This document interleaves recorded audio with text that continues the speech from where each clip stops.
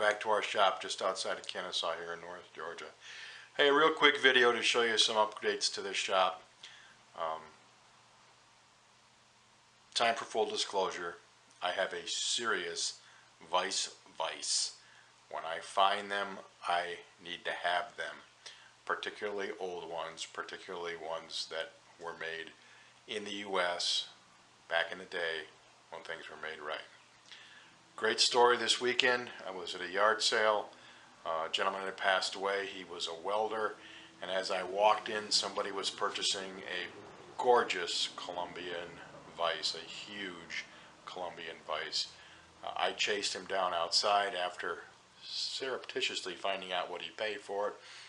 Made him an offer he couldn't refuse, and it's now mine. So let me show you this this thing of beauty. There it sits. This thing is gigantic. It weighs over 100 pounds. It's a Colombian,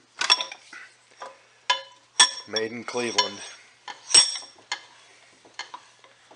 and it's obviously been used. Now it's got these cuts in here. I assume those are probably for soft metal protectors that went over the vise jaws, and it's got some, some scars from being beat on and working and being worked, but it's in remarkably good condition. All I had to do was clean it and grease it, and then I sprayed fluid film on it, which is a lanolin based metal protector that I'm growing quite fond of. I believe this is a model 506. I have to find that tag for you. Yes, 506 right there. And it's got a swivel base with these giant 1.25-inch bolts, nuts that hold these bolts tight. I was able to get both of those loose, and it swivels. And look at the size of that jaw mechanism. It's just huge. I have it mounted with C-clamps onto my woodworker's vise, or woodworker's bench, because I don't want to drill through the woodworker's bench. If I ever get a bigger shop and have the ability to mount this on a big steel or wood table that's either bolted to the floor or bolted to to a wall, I will. But for now, it's going to stay right here. And another interesting thing, generally when you find a vise that comes from a working shop, someone's put a bar across the handle and it's bent, and in this case it's not. It's remained straight. So I am just tickled pink. Now you may ask yourself, a guy that does the kind of work that I do, does he really need a vise like this? The answer is no. But when you're sick like me, it's not what you need, it's what you want. So I'm real happy with this. So while I was at it, I've had this Craftsman woodworker's vise on the shelf since I bought it about a year or so ago at a yard sale, and this is one of the ones that you can just slide forward and slide back and then crank it down, and then it's got the bench dog.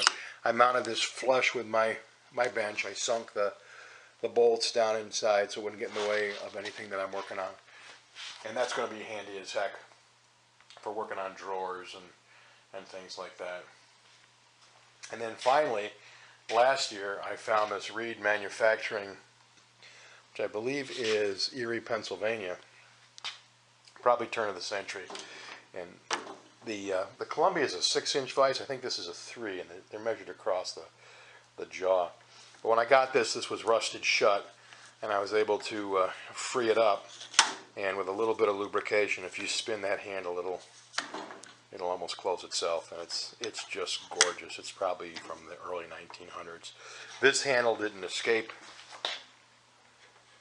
from the pry bar or the torque bar, as you can see, but who cares? This vise is just cool. And again, this is just clamped on here. So I'm probably never going to use it, but at least it's out and it's not in storage. And then one other vise I picked up this weekend is this beautiful Palmgren drill press vise.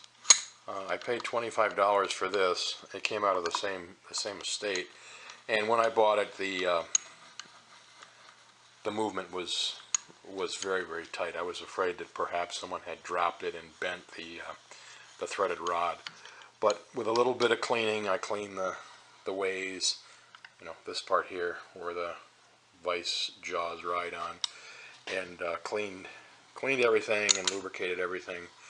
This is probably just as good as the day it came off the assembly line. This works great, so I'm excited about this one too. And if you look around, you'll see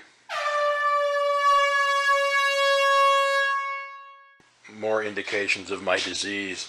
For example, this little cabinet that I use for my spray equipment, there's this old Stanley clamp-on vise that I picked up at a yard sale for a couple of bucks, and I just had to do something with it, so I clamped it on there, and I use it to hold my second spray gun.